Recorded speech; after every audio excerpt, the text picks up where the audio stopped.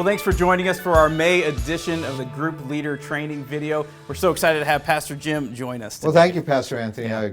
I enjoy being with you today. Thank you for the invitation. And really, more than this being about Pastor Anthony and I, it's about you as group leaders. I can't thank you enough for the way you are connecting people and really helping us on really the growing edge of our church life together. Yeah, that's great. We love having Pastor Jim with us. These videos are all about informing, instructing, and inspiring you. We just want to remind you of Wednesday nights at Central and what happens on those nights. It's a great time for your groups to come together and hang out up in the upper foyer. We're having coffee and stuff. And also we have some great electives that happen. They tend to change every 4 to 6 weeks. We'd love for you to be there. Also, we have a business meeting coming up on May 23rd at 6 p.m. We'd love for you to be there. Any of you that are members, we'd love for you to be at that. Also, as you've noticed, Pastor Jim's been going through the series, The Church I'd Like to Attend. Actually, he just finished this series. And a couple weeks ago, he talked about groups. And, we're really, really trying to push more and more people to you to build your groups. And we're really excited to see that happen. Yeah. So the main reason Pastor Jim's here is he is a spiritual leadership genius, right? I mean, you are a genius. As far as I'm concerned, I'll say I believe in spiritual leadership. We can stop it there. That sounds good. That sounds good. So we love having him. I mean, he's always doing amazing enrichments for us as a staff. And I thought it'd just be awesome to have you come in and talk about your spiritual leadership maxims. Yes, which our leadership team can probably recite backwards and forwards. Yeah. But Anthony, I was pastoring a church that you and your family attended way back in Southern California when your dad was the music pastor there, and you were about up to my knees. A lot of years ago. And I was spending part of a day with the Lord. I was reading 1 Timothy chapter 4, which I think is the greatest leadership chapter in the Bible. And in the last verse, Paul says to Timothy, pay close attention to your life and to your doctrine, which was sort of his preaching task. Because if you do, you will save both yourself and those who hear you. I was just absolutely fascinated with that verse. And especially the question, what if I paid close attention to my life? Because I do believe that in leadership, we need to lead ourselves before we can lead others, right? And he said, others will thrive if you pay close attention to your life. So I was rather fascinated by that. So I thought, what if I could list what, for me, paying close attention to my life would involve? What if I could reduce it to some little 2-word phrases? Yeah. And so here's this business card that you've seen probably 100 times. Yep, got a few of them sitting on my desk. Exactly. Right on one side it says maxims for spiritual leadership. On the other side I actually have 2 columns, my life and my task. And Pastor Anthony, as you know, I'm very passionate about the first 2. The last 5 somewhat represent my vulnerabilities, things I got to keep an eye on in my own life. But the first 2 I think apply to every one of us. And the first one was to know God. Because I have found, as you have too, people say to us as pastors, I wish I had a job like yours, because then I could just sit around and read the Bible and pray all week. And I go, like, where do you come from?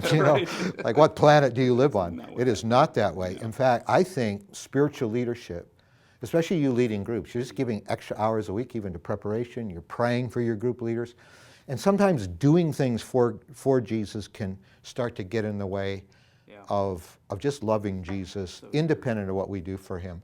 And that's when the danger comes. So my first one is just know God. And sometimes I say on my tombstone, what do I want written? That he was the pastor of Central Assembly. I mean, I wouldn't be ashamed of having that on my tombstone. But I think even more, if those close to me could just say, now there's a guy who knew God. Who actually just knew God. So that's kind of my goal in life. The second one is to pursue integrity. Yeah. Do you like math? No. No? So I'm sorry to disappoint you. Here's a pop quiz. Fractions and integers. An integer is a whole number, not a fraction. You're embarrassing me. Oh, you're making my point here. Some of us, we never think this through, but is your life an integer? In other words, what's on the inside, is that just a fractional part of who you are? Or is that a representative of who you are to the core? And so along with wanting to be the kind of person who, independent of anything I do for the Lord, I just walk with the Lord myself and keep guarding my spirituality. Besides that, I don't want to have a double life, you know. Right. I want the people who really know me the best to respect me the most, actually. I have found, and you'll find this with your small groups, I mean, some of them you only see once a week or once every other week, and you get to know, especially in a small group, you get to know them more intimately, and they get to know you. But no matter what leadership position we have, it's very easy to cast an image that's not totally true of who we really are. And I don't want to be discovered someday as having a double life.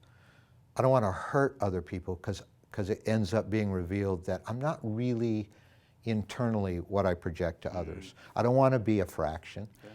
I want to be a walking integer. What you see on the outside is what you get on the inside, and I want the people who get to know me the most and get to know my insides. I want them to actually be the people who respect me most, not just the people I can kind of cast an image to once a week. That's so good. That's so good.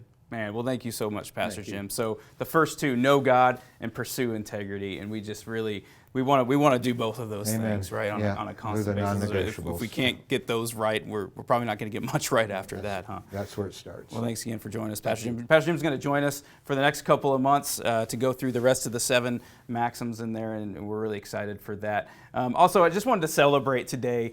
We have a couple more groups that will be starting in the next few weeks. Fred and Ruth Setzer, and also Dane Spear. They're actually fairly new to our church. Dane is an evangel student. Fred and Ruth have been coming here for about a year, and they're just a really great couple. Can't wait for both of these groups to get kicked off and going. Again, just want to say thank you all so much for all that you do to connect people and really to disciple people here at Central Assembly. We could not do it without you. God bless you all. Anytime you need anything, you can always come to me, Anthony, or Sarah Marsiglio. She's always there to talk as well and answer any questions. God bless you all. Have a great week. God bless you.